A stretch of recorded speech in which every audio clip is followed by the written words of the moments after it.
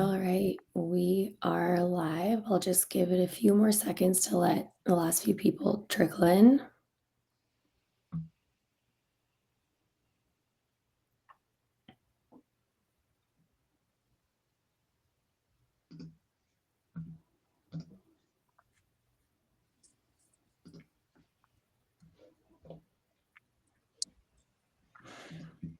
All right, let's get started. Hello, everyone, and welcome. Thank you for joining us today. I am Marcella Poloski, ERP-One Sales Coordinator, and your host for this session.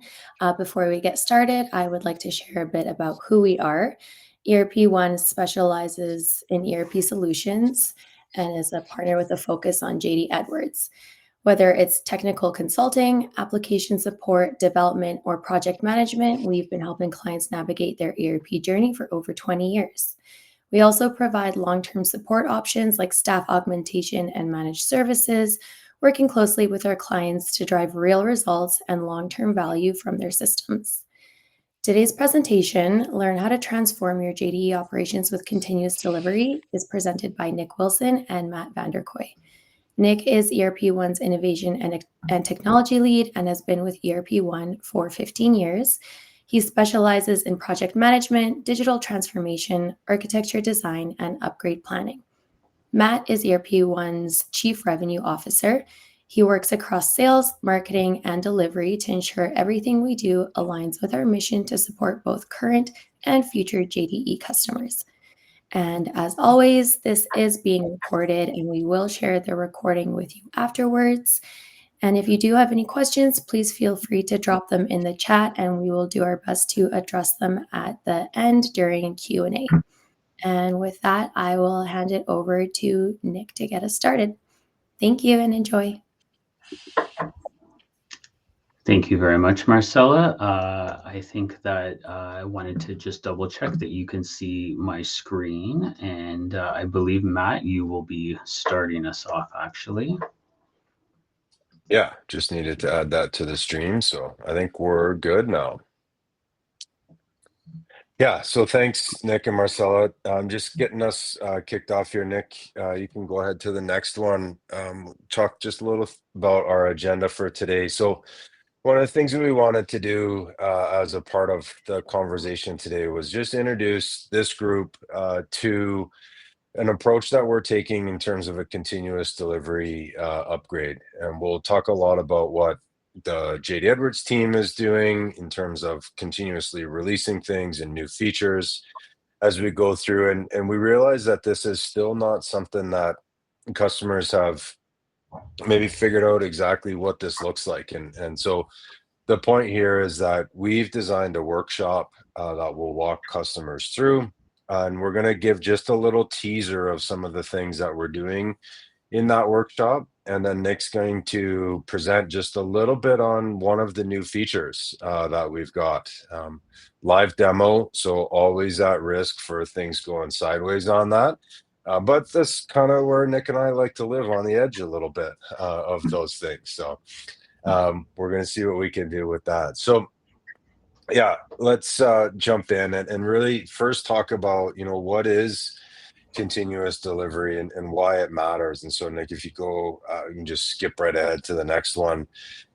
As we talk with some of our customers, even go to the next one, we talk about some of the benefits and outcomes here. These are often things that we hear as common reasons for continuous delivery. There's a need to stay secure. There's a need to adopt some part of digital transformation. There's a benefit to having your technology platform continuously upgraded.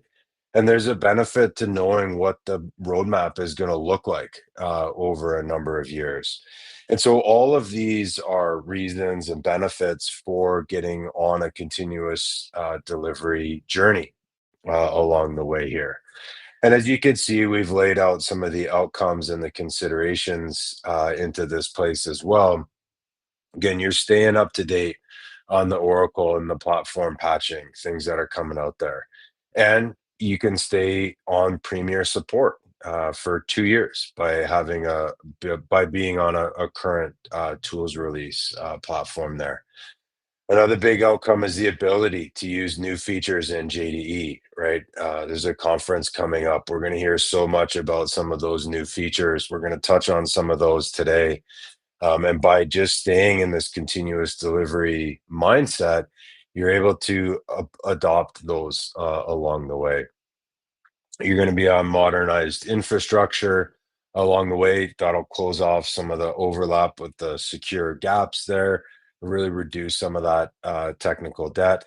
And again, just having this on a 3 or a 5 year, multi-year roadmap, you know what's coming, and you can start to plan and make certain investments around, say, automated testing or adoption of new features or retrofitting objects based on knowing that this is going to happen over multiple years.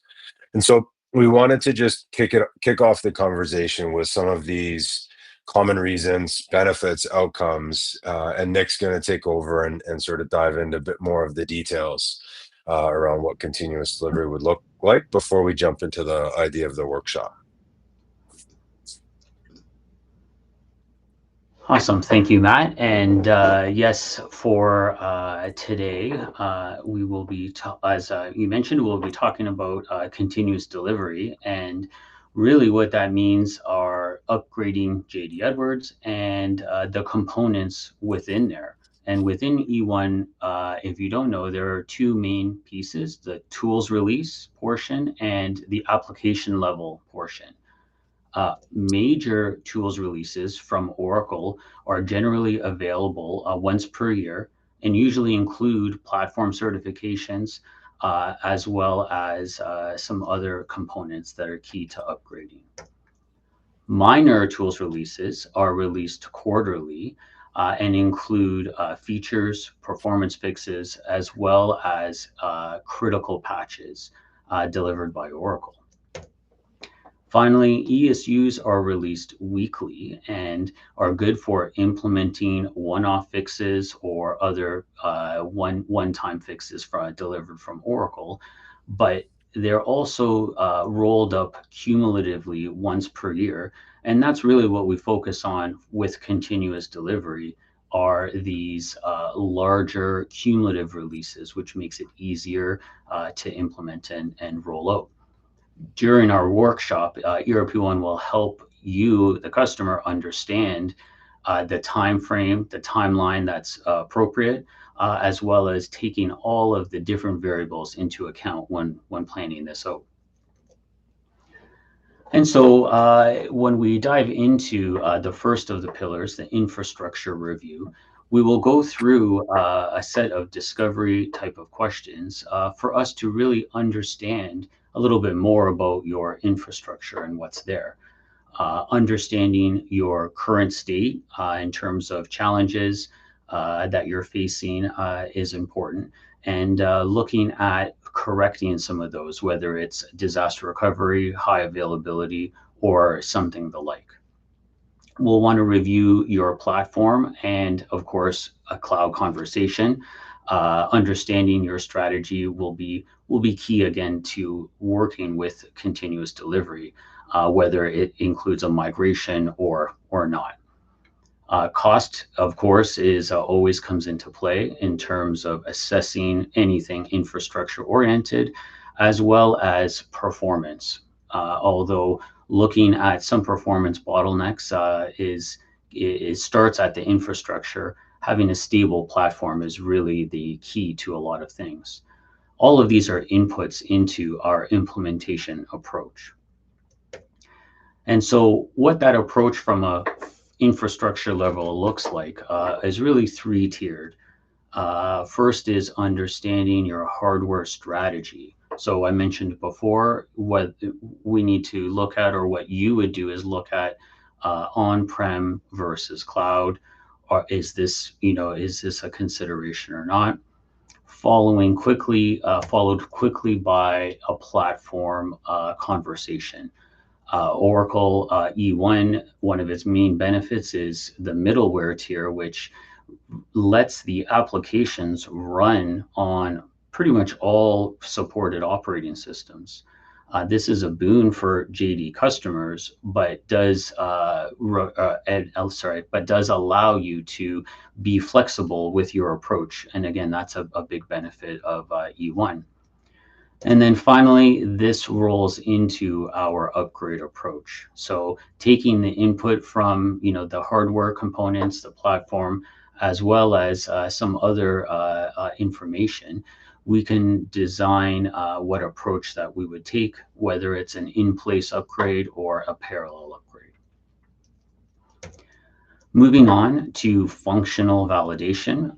Once we've got our stable platform, we'll dive into sort of the change that will be applied to the system. And then, of course, how are we able to validate those things, those changes?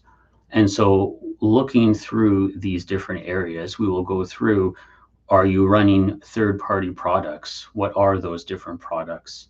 What are the application pain points that users are experiencing?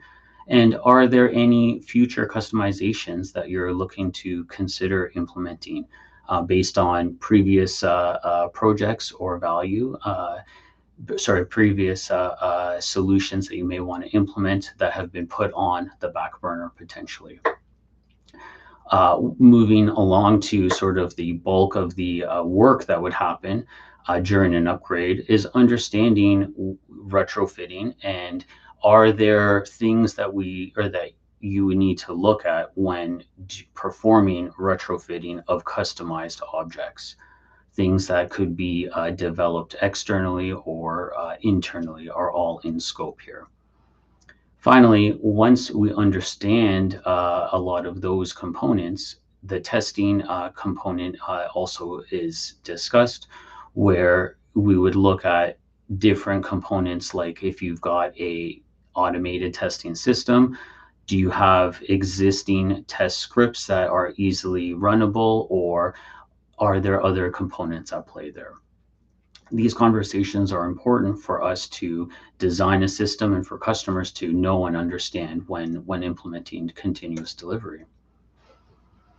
So similarly to the infrastructure, we have outlined a process of how we would uncover your functional validation and the steps that all customers take essentially. It starts really with having an inventory of current processes. What parts of E1 have been implemented and are you using today, be it procure to pay or order entry? What of those processes are customized? Have you customized the standard processes, standard objects, or are there net new objects that have been created or cloned as well? From there, a net change of the upgrade can take place. When we look at the net change, that process or that output is really what is changing on the system, what new SARs have been implemented, what new objects have been implemented or will be implemented, and what those changes are really going to cause the disruption that we need to look at here. Retrofitting and configuration happens on the cross section of the objects that have been touched. So if you have customizations and a net change of the E1 upgrade, what of that cross section will be applied that needs to be retrofitted. So if you have a customization and Oracle delivers a new object, it will overwrite your existing customization. So that's really where we're getting into sort of that cross section of what will be changed and how much effort would it look like. It can also include configuration as well as delivering new potential features. All of that needs to be assessed in combination. Finally, not finally, but after that, we would assign some criticality to all of our processes. Even though we would have a cross-section of touched processes or processes that we need to test, there could be some additional components to E1 that, even though they may not be touched, are really business sensitive or business critical. I'm thinking of companies that are regulated or companies running payroll within JD Edwards. Those are ones where you would want to run a payroll run or some of the FDA regulated procedures just to validate things are working properly before moving forward and before signing off for go live. Finally, in terms of that, all of these components together make up our testing scope. And so the scope of work that we need users to test, the scope of work that will tell us how long that project will take, and really sets us up for success post go live. If we've done our job well here and validation is correct, we will have a really a smooth go live moving forward. And then that brings us to the net change or the applications itself. And so we've talked about the infrastructure and we've talked about some of the testing and the development, but there's also a component of new features that are being implemented in JD Edwards. You may see a feature that is like voucher match automation or some of the different workflow components that would be included. And although it may not be part of the project because you're not using it today, these improvements would want to be implemented. And so, going through some of this questionnaire and the discovery process, we would go over some of the desired improvements that you may want to see in E1. We would want to go through and understand some of the different functionality and subsequent process gaps, aligning these improvements with your business value and your business solutions. And then finally, looking at your user experience. What feedback do you have regarding the system and the functionality from the user perspective, not potentially, in addition to some of what we would go through with IT as well. And so, again, like previous, we would review and go through some of this process when looking at implementing new features. So understanding the net change in an actual every continuous delivery approach is key. Looking at what your current release has from a feature benefit, whether it's implemented or not, but also what has changed. And this net change is obviously variable. When you do it, it is a point in time. And as Oracle progresses, new features are being released. So this idea of a net change is something that we do all the time for different customers for various reasons. One thing that is beneficial when looking at this is to have a hands-on approach if possible, whether it is with your existing system in a release zone environment or utilizing a lab or a free use instance online. All of these things can be helpful when assessing, do I want this feature in the system? And so when looking at these features, we break them down really along the same lines as how Oracle delivers them. We would look at the applications layer, and so that's on the top, which would include features delivered within the modules, the digital platform, which is all of the technology, the development tool sets, new and old, as well as workflow and extensibility frameworks Oracle has delivered. And then there is the system administration. These features, although sometimes are, I think, being a CNC person, a technical person, are always really interesting. The implementation of these features sometimes gets forgotten or thought of as an automatic install.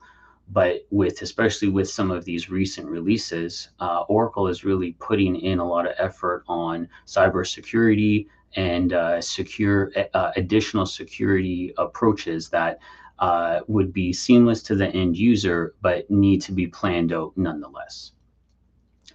So that feature analysis is critical in understanding what exactly is going to be going into the system and what you want to see, uh, followed along by the value analysis. And so all of these great features may be really cool to implement and would be exciting from maybe at the system admin perspective or from the business or platform perspective. But with all solutions, we need to look at it with a cost benefit sort of eye. And so we would want to assess how long would it take to implement? Is it difficult for end users to adopt? All of that would roll in together as part of our assessment. And then driving into our, if approved, driving into our implementation approach. So if we would want to implement these features, that could potentially happen during the project. If it's something that is either short or high value, we need it day zero.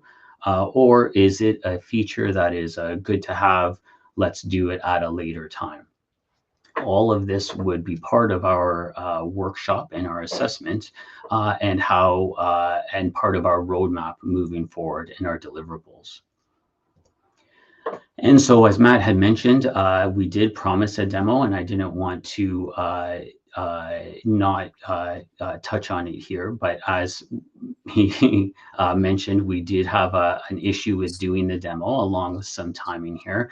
So what I will do is promise to, along with this webinar, deliver a video of two of our newest components that we would want to look at, both in terms of or it would look like the financials workflow and the addition to the voucher entry screens and approval flow, as well as the sustainability approval workflow that is included with the latest release. So that moves us on to the interactive Q&A session. And I guess, Marcella, what we could do before we get to the summary is open it up to any questions that anybody may have.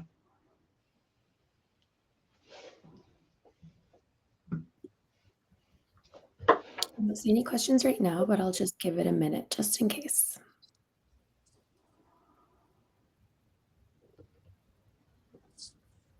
Ask away. Nick's not afraid of a tough question. Mm-hmm. Or me, for that matter. I know that one question that I had in a different webinar was whether or not we customers, as a customer, are we required to implement this continuous delivery program the same way that Oracle has released it? So they release the tools releases quarterly. Does that mean me as the customer, do I need to release them quarterly or yearly? And to that answer, I would say that most customers are not updating or implementing it on a quarterly basis, but are looking at it in a more of a yearly or potentially bi-yearly, like every other year, where they would implement the tools releases at a more of a routine, scheduled approach more often, and the applications, the ESUs, on a longer scale approach there.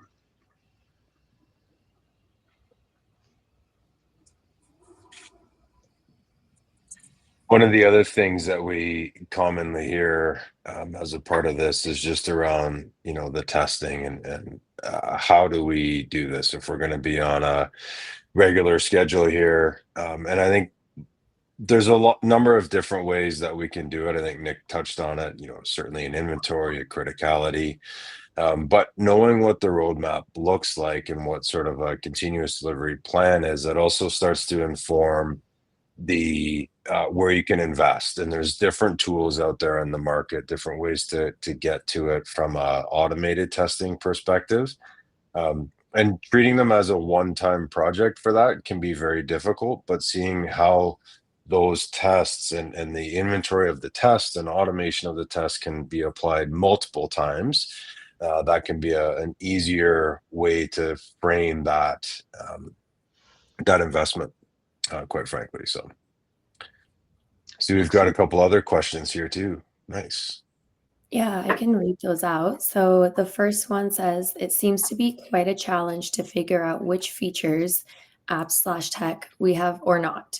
Do you guys have a good way to help your clients figure this out? So yes, in terms of figuring out the which applications or technology is used, not only again this workshop is the point of the workshop is to suss out that information, but as part of that workshop and that discovery, we would utilize some tools connected into Server Manager, which is the technology, the administrative section that would be able to extract what your current release is. From there, that is the easy part for the most part. From there, we would go through each of those sections. So technology, the infrastructure, the application side, as well as the objects and the customizations, and then either systematically extract, or again, if we have access to the system or through discovery, we would pull out those findings. Most of that would happen as part of the upgrade, but as in terms of the pre-upgrade procedures and prep, that can also happen as well. Hopefully that answered your question. Thanks, Nick. And we have one more in the chat here. It says, when looking at the upgrades, how much time does the project require for the end users? Is there options that can be reviewed based on the needs? Yeah, so again, another great question. In terms of end user and their, input or their requirements, it really is, customer dependent. Some customers utilize the end users to do the majority of the testing, whereas other, companies have a little bit of a hands-off approach in terms of what the end users are doing, and that really pushes the work onto the BA side, or a partner or some automated testing solution. And so using if we wanted to offload work from the end users and their testing, implementing some automated approach with standardized processes, that would cover usually 80% of what is required. But of course, there are many, if there are customizations or some of the unique processes of your company, that's where some additional automated test development would be needed. Yeah, and that's also where I'll just add to that. When we look at the functional validation pillar and some of the questions and conversations around that, as well as the decisions that made, that really starts to inform how much we will need end users for. And some of it will depend on what features we want to include. Some of it will depend on what's changed from your current release to the release that you're going to. So it is a very dependent, but that's sort of the point of that functional validation pillar, is to understand where do we need to pull in end users and for how much and how long. Yeah, the goal almost always is to test exactly what we need to give us a smooth go live and really no more. And so that's that process of understanding all of what's changed and what's critical is a big help with that. Yeah. And so before Marcella, I'll let you and or Matt end it here. When we're complete and our upgrade workshop is done, what we will deliver is going to look something like this, where we would have a summary of all of our findings. So those objects, the processes, whatever we are able to extract, all of that goes as input, and we would take that away and develop a roadmap for modernization. It would include one or many upgrades depending on our approach and where we're at, as well as the estimated sort of length and effort involved. It could include platform changes. It can include new features as we know them, as well as future planning as well. And then, of course, recommendations for next steps on how to achieve that roadmap, either, and hopefully with ERP-One, but certainly that is the goal. What to have the customer implement, JD Edwards on a continuous basis. Yeah, thanks, Nick. And I'll just also add to that piece real quick. We want it to be a conversation that helps drive a series of decisions, which ultimately lands on a plan. Give you clarity as to what to do, and maybe more importantly, where and what to invest in terms of keeping JD Edwards as a current and really viable and vibrant system for the organization.